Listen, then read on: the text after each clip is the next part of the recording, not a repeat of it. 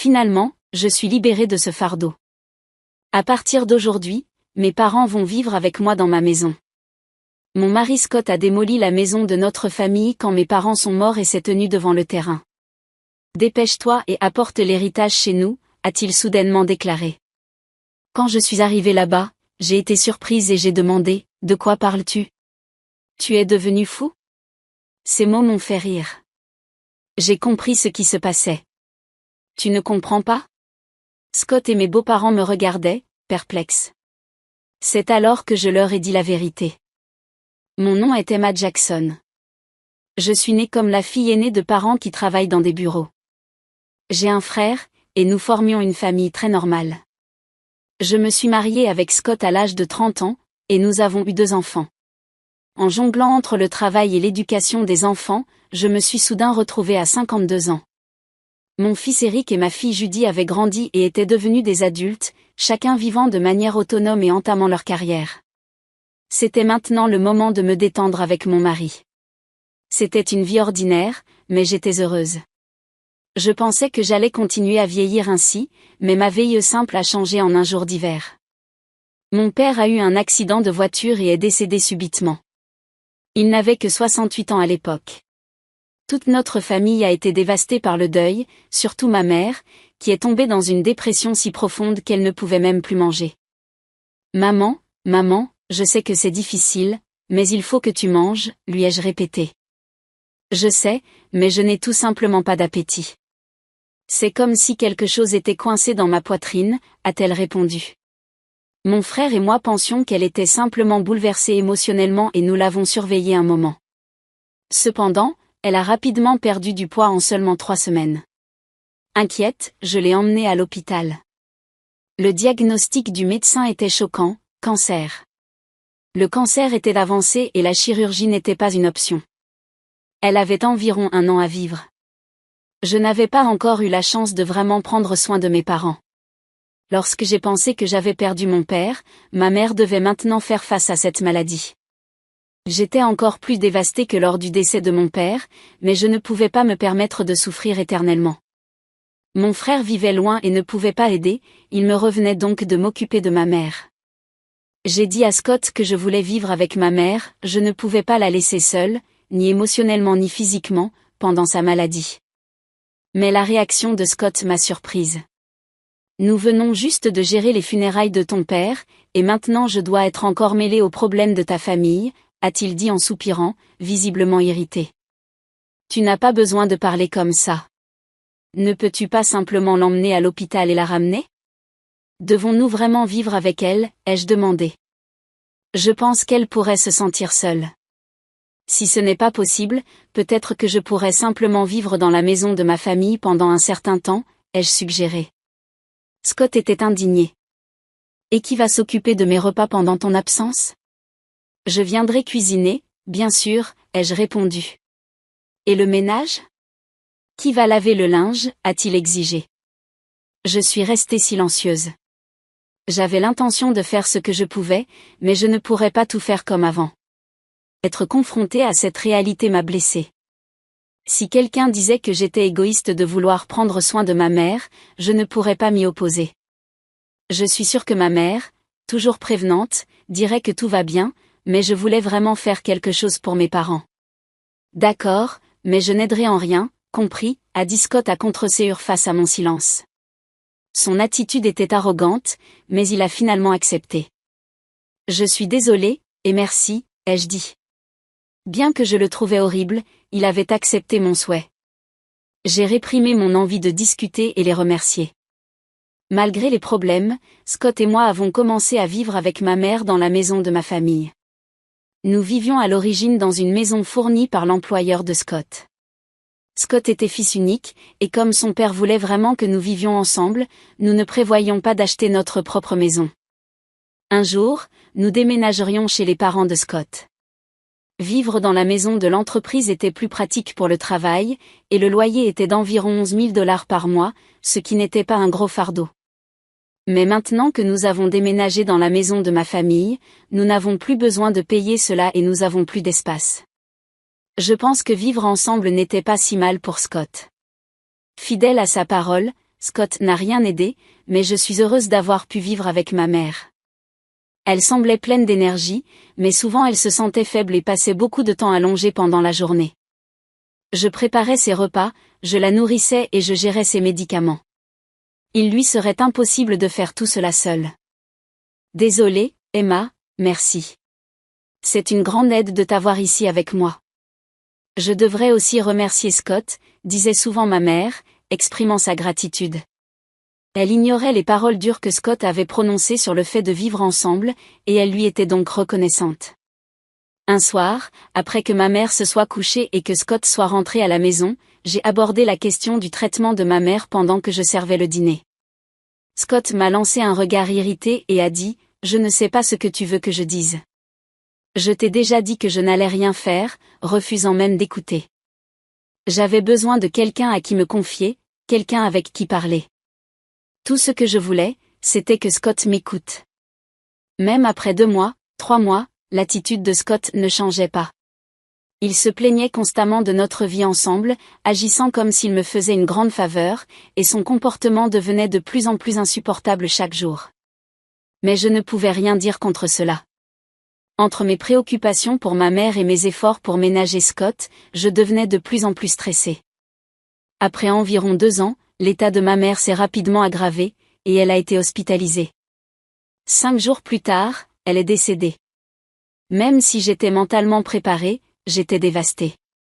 La famille de mon frère et mes enfants sont venus immédiatement et m'ont beaucoup aidé, mais dans ces moments-là, vous souhaitez vraiment avoir votre conjoint à vos côtés. Cependant, Scott était en train de rire et de discuter avec ses parents dans un coin, sans participer aux préparatifs des funérailles. Mon frère a pris les devants dans l'organisation, et d'une manière ou d'une autre, nous avons réussi à tout préparer pour la cérémonie. Mais Scott, qui aurait dû s'asseoir dans la section familiale, était tout au fond, avec les autres proches. « Scott, je voudrais que tu t'asseyes dans la section familiale, ai-je dit. » Il a répondu, « Non, je suis bien ici. Après tout, je ne suis pas un parent de sang. »« Mais tu es mon mari, ai-je rétorqué. Puis sa mère est intervenue, « Il est ton mari, mais il n'est pas l'enfant de ta mère. Scott est notre fils. » Entendre cela de la part de mes beaux-parents m'a profondément blessée. Je suis restée sans voix. Dans ma région, il est courant que les gendres s'asseyent dans la section familiale lors des funérailles, bien que cela puisse varier selon les régions. Avec Scott absent de la section familiale, les membres de la famille éloignée ont commencé à chuchoter, se demandant si nous étions divorcés. Les commérages sont une chose, mais tout cela aurait pu être évité si Scott s'était simplement assis là. Me sentant un peu déçu que Scott ne soit pas à mes côtés, nous avons tout de même réussi à dire adieu à ma mère en paix. Après les funérailles, la famille de mon frère, mes enfants, Scott et ses parents sont revenus à la maison familiale. Merci d'être venus, surtout en ce moment si chargé, ai-je dit à mes beaux-parents en leur offrant du thé. Ils ont ri et répondu, vraiment, c'est quelque chose. D'abord ton père, puis ta mère. Ces frais de funérailles sont un fardeau pour nous aussi, mais au moins, c'est fini maintenant. J'étais choquée par leurs paroles. Qu'est-ce qu'ils voulaient dire par là? Je n'en revenais pas qu'ils disent une chose pareille. J'ai forcé un sourire et me suis retirée. C'est alors que j'ai entendu Scott discuter avec ses parents. Ça a dû être dur pour toi, Scott, de vivre avec des étrangers. Oui, supporter les caprices d'Emma était pénible. Un mari ne doit pas simplement obéir aux exigences de sa femme. Si quelque chose ne te plaît pas, tu as tout à fait le droit de dire non, dit Scott. Je serrai les poings. Leur voix, rire et discussion étaient insupportables. Mais ce n'était pas une surprise. Les parents de Scott avaient toujours été insensibles et grossiers. Lorsque Scott et moi nous sommes mariés, sa mère avait dit, « Tu n'aurais pas pu trouver quelqu'un de plus attirant ? Je ne m'attends pas à avoir des petits-enfants tout de suite. » Son père avait plaisanté, on dit que la beauté devient ennuyeuse après 3 jours. Avec Emma, tu ne t'ennuieras pas, et Scott avait simplement ri.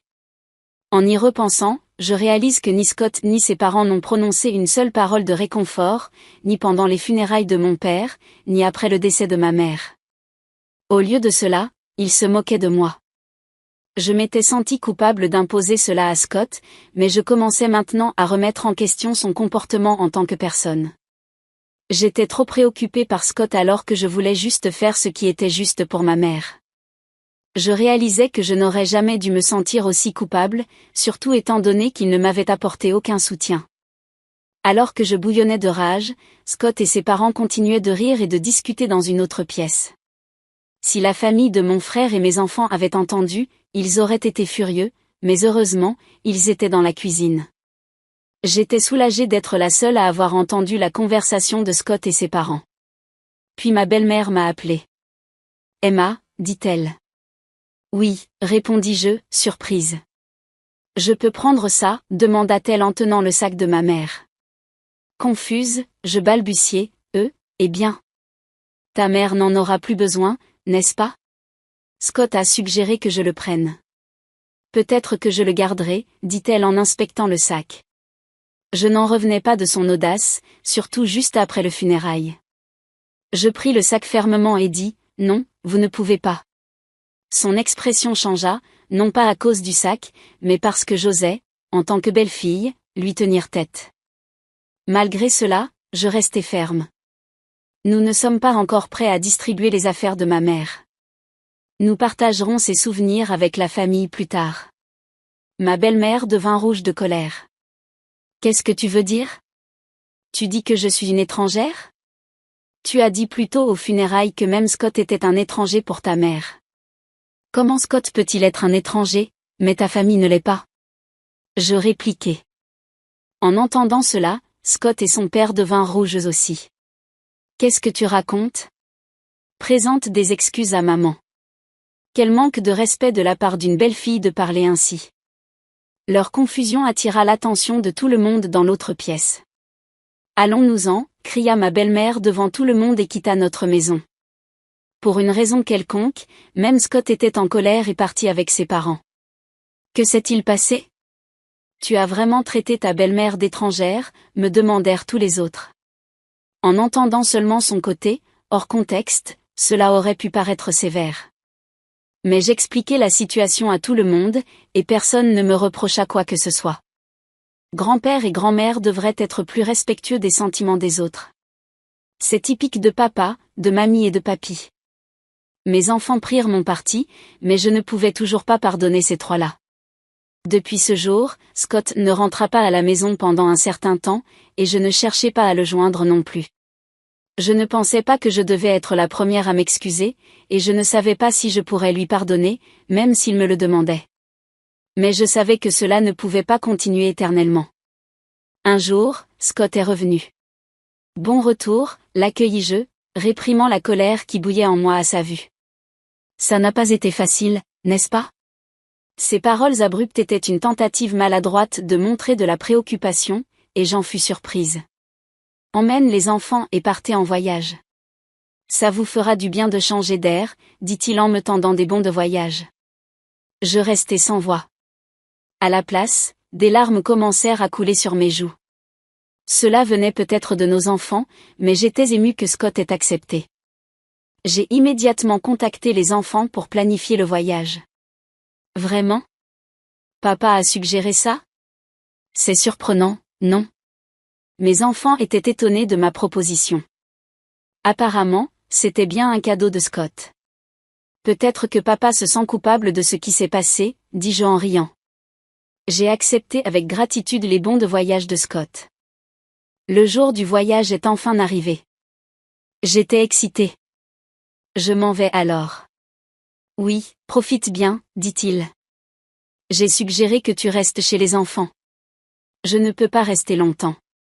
Ne t'inquiète pas pour moi. Je vais me détendre chez mes parents. Amuse-toi juste. Avec ces mots, Scott me salua.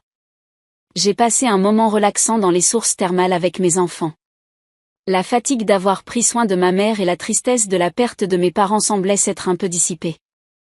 Je suis restée près d'une semaine, mais mes deux enfants sont rentrés chez eux avec des sourires radieux.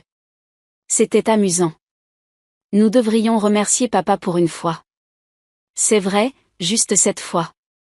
Mais je me demande s'il prépare quelque chose, plaisanta Judy. Ne dis pas ça.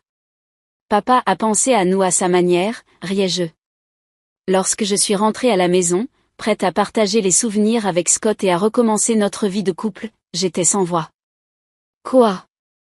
La maison est. Je regardais autour de moi, incrédule. Bien que je reconnaisse l'endroit, la maison de famille qui aurait dû être là avait disparu. Soudain, Scott apparut, suivi de ses parents. Ils me souriaient tous les trois, tandis que j'étais là, abasourdi. Scott, que se passe-t-il? Demandai-je. Avec ce même sourire désagréable, Scott dit, je me suis enfin débarrassé de ce fardeau. À partir d'aujourd'hui, mes parents vivront avec moi dans ma maison. De quoi parles-tu? Rétorquai-je, essayant de rester calme. Tu as perdu la tête? La maison de ta famille a été démolie. Apporte rapidement l'héritage ici. Tout ce que tu as hérité appartient désormais à Scott. J'ai alors compris que la disparition de la maison était l'œuvre de Scott, et que tout cela était à cause de l'héritage. Quelle trahison! Après avoir réfléchi à l'avenir sur le chemin du retour, une tristesse et une colère indescriptibles m'envahirent. Mais détruire la maison ne se passerait pas comme Scott le pensait. Je ne laisserai pas faire. Je me suis mise à rire en voyant leurs visages souriants. Mon rire laissa Scott et son père perplexes. Pourquoi ris-tu? Quelle femme étrange. Elle a perdu la tête, dit ma belle-mère, me regardant comme si j'étais effrayante. Face aux trois, je leur dis, vous ne savez pas de quoi vous parlez? Je n'ai hérité d'aucun centime, donc il n'y a pas d'héritage. Après avoir dit cela, je me mis à rire à nouveau. Ils croyaient à tort qu'ils allaient devenir riches grâce à l'héritage. Leurs imaginations et leurs actions insensées me faisaient rire sans pouvoir m'arrêter. Que veux-tu dire? Explique-toi, exigea Scott, mais je restais silencieuse. Je ne ressentais aucun besoin de les éclairer. De toute façon, je ne vais pas vivre avec des étrangers. Si vous voulez vivre ensemble, allez-y, seul, j'ignorais la question de Scott et rejetai sa suggestion. Ma belle-mère devint furieuse. Tu as aidé pour les tâches chez tes parents, mais tu ne peux pas faire les nôtres? Tu es au courant de la situation, n'est-ce pas? J'avais accepté de vivre ensemble, non, cria-t-elle. J'ai dit que je ne voulais pas vivre ensemble. Avez-vous oublié que vous avez choisi de vivre ici pour éviter les tâches ménagères? Je les réfutai un par un. De plus, démolir la maison familiale comme ça, il y a des choses qui ne se font tout simplement pas, criai-je avant de partir. Derrière moi, j'entendis la voix de Scott, où vas-tu?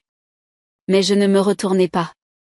À présent, je devais trouver un endroit où dormir cette nuit-là, et je n'avais vraiment pas envie de revoir le visage de Scott. Je consultai immédiatement un avocat. Démolir une maison ne pouvait pas être si facile. La maison était toujours au nom de ma mère. Alors que je me demandais quelle entreprise avait fait cela, une vérité incroyable éclata. Scott et son père avaient démoli la maison eux-mêmes. Son père, qui travaillait dans la démolition, avait demandé l'aide de ses connaissances et loué des engins lourds. Tout était soigneusement planifié. En plus de cela, il m'avait même donné des bons de voyage pour m'éloigner. Les larmes jaillirent de mes yeux en réalisant que j'avais été dupé. La frustration était insupportable.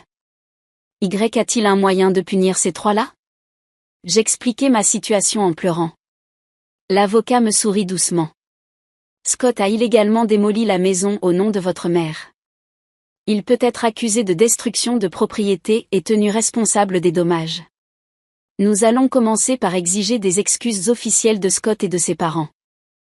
J'acquiesçai, et l'avocat prit rapidement les mesures nécessaires. Quelques jours plus tard, Scott me téléphona, furieux à cause de la notification légale qu'il avait reçue. « C'est quoi cette lettre recommandée ?» cria-t-il. « Oh, tu l'as reçue? Tu as détruit ma précieuse maison, donc bien sûr que tu dois compenser, répondis-je. Compenser? On a dit qu'on allait emménager chez mes parents. J'ai démoli une maison où personne n'allait habiter. Tu devrais me remercier, pas demander une compensation. Maintenant, apporte l'héritage et reviens à la maison, dit-il avec arrogance. Te remercier pour avoir démoli ma maison? Ne me fais pas rire. Et quel héritage? Ce n'est même pas encore réglé, criai-je en retour. Scott resta silencieux, apparemment surpris par ma colère, que je montrais rarement. La raison pour laquelle j'avais ri lorsque la maison fut démolie était précisément celle-ci, j'avais eu une année entière avec ma mère. Il était évident que nous discuterions de l'héritage, alors j'avais dit à mon frère que je ne voulais rien et qu'il prenne tout. En conséquence, il avait hérité de tout l'argent et des actions. Il avait insisté pour que je garde la maison, puisqu'il vivait loin et ne pouvait pas la gérer. Si je n'allais pas y habiter, je pourrais la louer. C'était le plan. Ou toi et ton père vous réparez la maison à l'état d'origine, ou vous payez le montant indiqué dans la lettre. Je pensais résoudre cela à l'amiable. Très bien, si vous ne pouvez pas payer, je porterai plainte à la police et je vous poursuivrai, déclarai-je. Désolé. Je ne pensais pas que tu serais si en colère, dit Scott, commençant à se justifier. Bien sûr que je suis en colère. Que attendais-tu, répondis-je, irrité. Scott semblait penser que si la maison de ma famille disparaissait, il n'aurait pas besoin de vivre avec ses parents. Son père avait toujours voulu qu'ils vivent ensemble et avait un attachement particulier pour Eric. Scott avait refusé de vivre avec eux auparavant, invoquant des difficultés liées au trajet, mais ses parents pensaient que c'était moi la coupable. Alors, il les avait convaincus en démolissant ma maison et en faisant croire que j'emménagerais chez eux avec l'héritage. Mais je ne pouvais pas le pardonner après avoir entendu cela. S'il te plaît, laisse-moi du temps. Je ne voulais causer aucun mal. Mon père est également désolé. S'il est vraiment désolé, alors acceptez l'accord, dis-je en raccrochant le téléphone. Scott continua d'appeler et d'envoyer des messages pour s'excuser. Je savais que ma maison d'enfance ne pourrait pas être restaurée, mais c'était la seule façon de gérer mes sentiments insupportables. La famille de mon frère et mes enfants étaient au courant de la situation. Bien que mon frère ait dû être furieux que notre maison ait été démolie sans son consentement, il déclara « Je n'interviendrai pas, mais je t'aiderai comme je peux. Fais ce que tu penses être le mieux, Emma. » Tous condamnèrent les actions de Scott et me soutinrent. Un mois passa sans aucun paiement d'indemnisation ou de pension alimentaire de la part de Scott. Pendant ce temps, il n'y eut aucun contact avec lui. Je ne pouvais pas rester éternellement chez Judy. Je voulais recevoir l'argent le plus vite possible, ne serait-ce que pour établir une base pour vivre. Contrairement à mes souhaits, quelque chose d'incroyable se produisit. C'est Judy qui me révéla cela. Ce tablier ressemble beaucoup à celui de grand-mère, dit-elle, en montrant l'écran de son smartphone. Je fus surprise en voyant cela. C'était une annonce sur une application de vente. Le tablier que Judy mentionnait, similaire à celui de ma mère, était unique, et je l'avais fabriqué pour elle. Quoi? C'est le tablier de grand-mère? Je l'ai fait, j'en suis sûre, dis-je. Judy vérifia rapidement d'autres annonces. Le vendeur semblait avoir récemment rejoint l'application, sans transaction ni évaluation. Il y avait près de 50 articles listés, à mon grand effroi, tous appartenaient à ma mère. Je réalisai immédiatement que c'était Scott. Il était le seul qui aurait pu prendre les affaires de ma mère après la démolition de la maison. J'appelai Scott immédiatement. « C'est quoi cette histoire d'application ?» demandai-je. « Application ?» répondit Scott, semblant irrité. « Ne fais pas l'idiot. Tu es en train de vendre les affaires de ma mère sans permission, n'est-ce pas? Annule ces annonces tout de suite, exigeai-je. Scott, en panique, répondit, « Quoi? Non, ce n'était pas moi. Qui d'autre ferait une chose pareille? Je viens tout de suite pour récupérer tout ça, dis-je en raccrochant.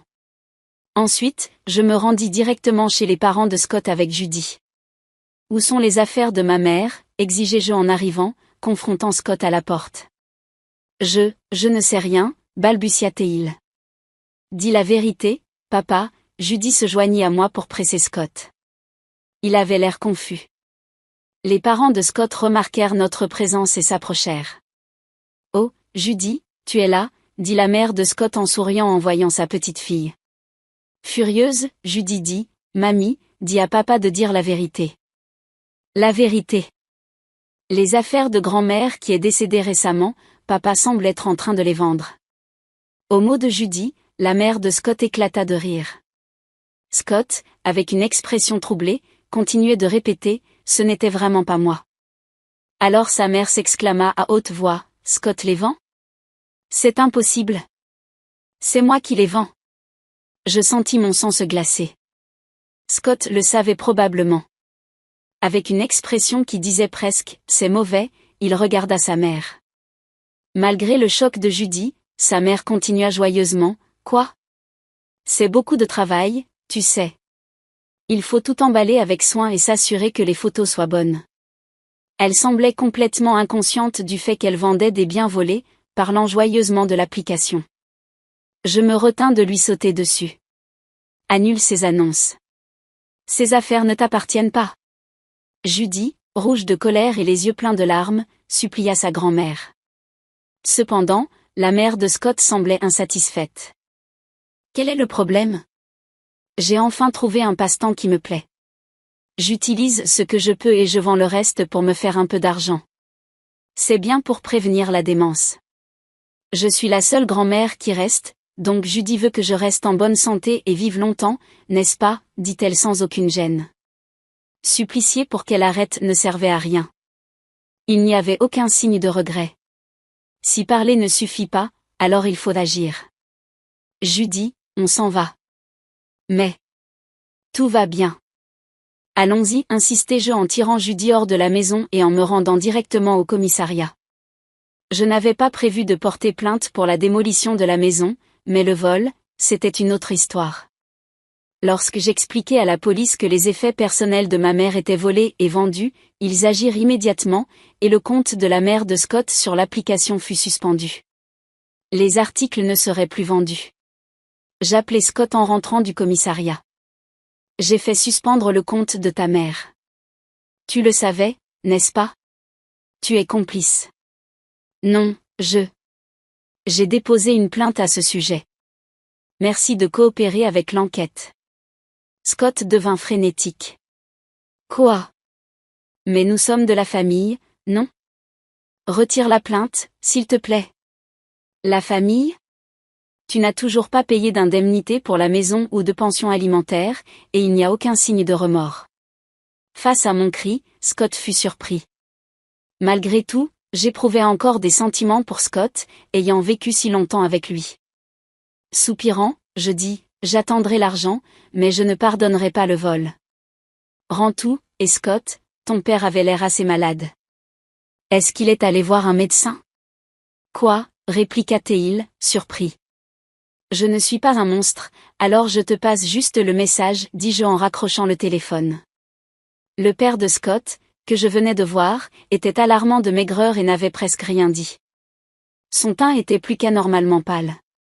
Son état de santé préoccupant était évident, mais cette famille ne semblait pas s'en être rendu compte.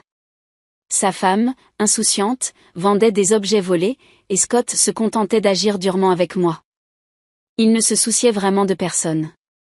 Le lendemain, je reçus un appel du père de Scott. Espérant un appel de remerciement, je décrochai. La réaction fut complètement opposée. Que veux-tu dire par me traiter comme un malade ? Tu prévois de m'envoyer à l'hôpital pour te débarrasser de moi ? Je dois protéger Scott et ma femme de toi. Je n'irai dans aucun hôpital, me réprimanda-t-il. J'étais choquée d'être réprimandée alors que je n'avais fait que m'inquiéter. Je suis désolée de m'être mêlée. Je voulais juste m'assurer que tout allait bien. Je ne suis pas faible ou de courte vie comme tes parents. Ne me sous-estime pas, répliqua-t-il. J'étais furieuse après ces paroles, mais quelques jours plus tard, il se sentit suffisamment mal pour aller à l'hôpital. Le diagnostic tomba, cancer en phase terminale. Scott m'appela en panique. Mon père a un cancer en phase terminale. Que vais-je faire ? Je ne pus m'empêcher de rire ironiquement. Je ne sais pas. Qu'a-t-il dit quand j'ai suggéré qu'il aille à l'hôpital ? Il a dit, je ne suis pas faible ou de courte vie comme tes parents, alors débrouille-toi. Comment peux-tu être si cruelle, Emma ? Je ne t'ai jamais cru capable d'être comme ça. Tu as déjà dit un mot réconfortant quand ma mère était malade ? Réfléchis à tes propres actions, dis-je en raccrochant le téléphone. Comme on pouvait s'y attendre, le père de Scott décéda peu de temps après. En tant qu'être humain, je ne voulais pas nourrir de ressentiment envers un défunt, mais en repensant à tout ce qui avait été fait et dit, je ne pus verser aucune larme. Après les funérailles, on trouva son testament. Malgré toutes ses paroles sur le fait de ne pas être de courte vie, il avait pris des dispositions détaillées. La maison revient à mon petit-fils Eric. Le reste du patrimoine sera partagé entre ma femme et mon fils aîné. J'étais surprise de voir le nom d'Eric. Le père de Scott l'avait toujours favorisé, souhaitant vivre avec lui. Il avait probablement voulu qu'Eric garde la maison même après sa mort. C'est un fardeau pour Eric. Renonce à cet héritage. Tu n'as pas besoin de cette maison, n'est-ce pas, dis-je à Eric, mais il était heureux de l'accepter. Hériter de la maison était plus un fardeau qu'un avantage à cause des impôts, mais s'il en était content, je n'avais pas à m'y opposer. Conformément au testament, Eric hérita de la maison. Sa grand-mère était ravie et paya l'impôt sur l'héritage. Après tout, c'est notre successeur, dit-elle. Bien que cela ne soit pas faux, je me sentis légèrement triste, comme si Eric m'avait été retiré. Puis, un événement incroyable se produisit. « Viens chez nous » m'ordonna Scott au téléphone, ce qui me conduisit directement chez ses parents. En arrivant, je vis la mère de Scott et Scott eux-mêmes debout devant leur maison, stupéfaits, tout comme je l'avais été autrefois. L'endroit était rempli de machines lourdes et de camions appartenant à des entreprises de démolition. Des ouvriers étaient en train de démolir leur maison sous nos yeux. Qu'est-ce qu'il se passe? C'est ma maison. Je peux en faire ce que je veux, déclara Eric, apparaissant de quelque part, satisfait de voir la démolition. Eric, qu'est-ce que tu fais? Arrête ça tout de suite, cria Scott. Arrêter maintenant ne la rendra pas habitable de toute façon, répondit Eric. Que as-tu fait? La mère de Scott et Scott suppliaient Eric, mais Eric se contenta de rire. Vous avez oublié ce que grand-père et papa ont fait à maman? Grand-mère, tu as aussi été horrible avec maman, n'est-ce pas? Tu t'es excusé? Le sourire d'Eric se transforma en un regard féroce dirigé vers la mère de Scott et Scott. Ils tombèrent à genoux tandis que les machines lourdes continuaient à démolir bruyamment la maison. Pour la première fois, je ressentis un soulagement en voyant cette scène. Plus tard, Scott finit par payer les dommages et l'indemnisation avec les biens qu'il avait hérités. Les objets volés que la mère de Scott avait pris à ma mère furent récupérés par Eric et me furent rendus en toute sécurité. Tu peux toujours compter sur moi et sur Judy, me dit Eric, et je finis par verser des larmes de soulagement. La mère de Scott et Scott, ayant perdu leur maison et se retrouvant sans argent, vivaient désormais dans une maison de fonction. Scott et moi étions également sortis de la maison de fonction, mais maintenant Scott et sa mère devaient y retourner, devenant ainsi la cible de ragots. J'expliquai toute la vérité à l'épouse d'un collègue de Scott, avec qui nous avions de bons rapports. Scott et sa mère auraient probablement une vie difficile dans la maison de fonction, mais c'était de leur faute. Après la retraite de Scott, ils seraient obligés d'économiser pour trouver un nouveau logement. Parfois, je pense à demander à mon ami comment Scott et sa mère vivent maintenant, juste pour avoir quelque chose à dire. Après tout ça, je continuais de vivre chez Judy. Eric se fiança et prévoyait de se marier. Il avait l'intention de construire une maison. Le terrain de l'ancienne maison familiale fut vendu pour une belle somme, et j'étais heureuse de voir que même cette maison avait servi à quelque chose. Maman, viens vivre avec nous, me proposa Eric. Sa fiancée m'accueillit chaleureusement. Comme je ne pouvais pas continuer à dépendre indéfiniment de Judy, qui vivait seule, je décidai d'accepter l'offre d'Eric. Je pense vivre heureuse avec ma nouvelle famille, déterminée à ne jamais devenir une belle-mère comme celle que j'ai eue.